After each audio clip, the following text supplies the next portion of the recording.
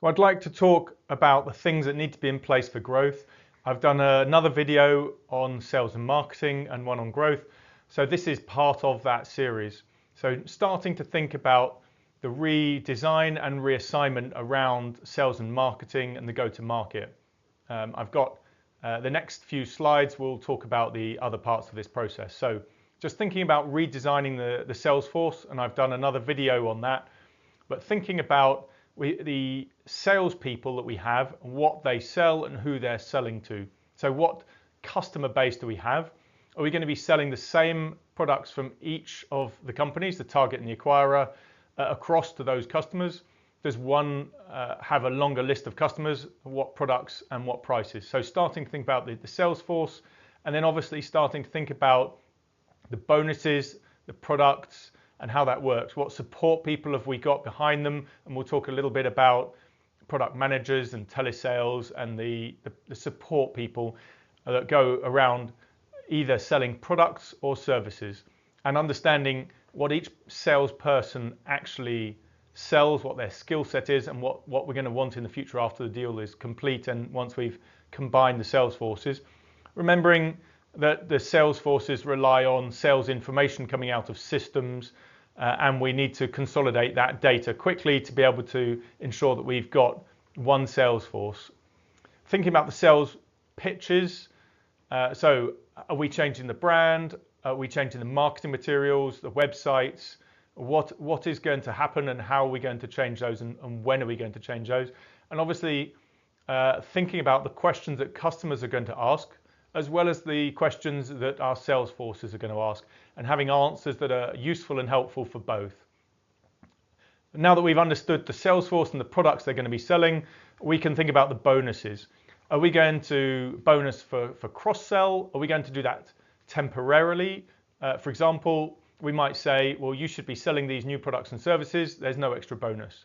We might say, you get a temporary bonus for the rest of this year if you sell extra products and services from the target to our customers, or we might have that additional sales bonus continuing ongoing. And the discussion is, are we going to pay to buy the company and therefore we've paid for these synergies already? Are we going to double dip and pay our sales force to sell them?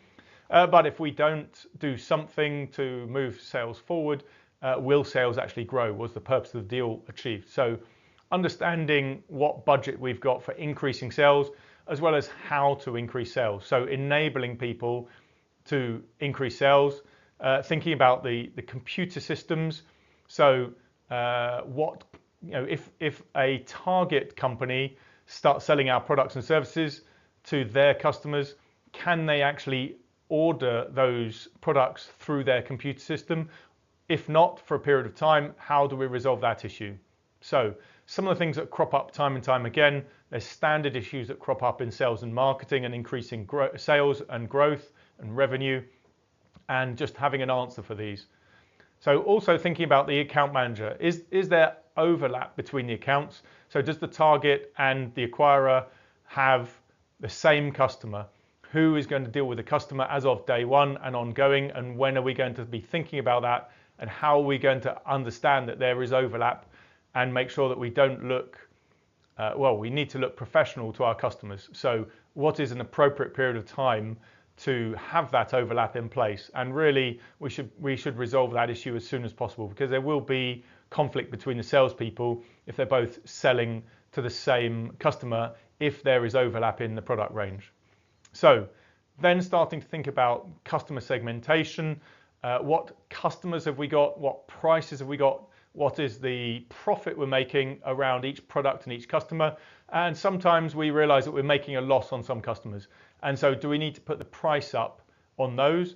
If we put the price up on some loss-making customers, are our salespeople incentivized by revenue or profit? So obviously if a salesperson is incentivized by revenue and we are making a loss on the customer, as we put the price up on that customer, the salesperson is going to lose revenue from their targets and so have a smaller bonus. So they're going to fight against it. And so we need to understand what we're doing and how that affects not just us, but the customers. So thinking about that, and then obviously thinking about new requests for quote, new marketing literature, new presentations, and how are we interacting with customers. Thinking about the training sessions we're going to set up. If we have a new product range in the target and we want to sell that to acquirer customers, our customers, our acquiring customers, as the acquirer, when are we going to set those up? Who's going to do them? Are we taking our salespeople off the road to do that? And what time scales do we have? There's a cost to doing that, but obviously we're not going to sell anything unless we train our people on the products and services. So is there a phased approach in how we support those new sales to get them through? So training is key to getting the sales growth. My name's Danny Davis. I help plan and run the European side of a $6 billion deal, 30 work streams in 30 countries. I wrote the book M&A Integration, How to Do It. You can see it here and find it on Amazon. I've been a guest speaker at London Business School for more than 2 decades on the topic of M&A integration. I consult, I coach, I teach, I train M&A integration, both pre-deal and post-deal. Here's my email address and my phone number. Send me an email. I look forward to talking to you.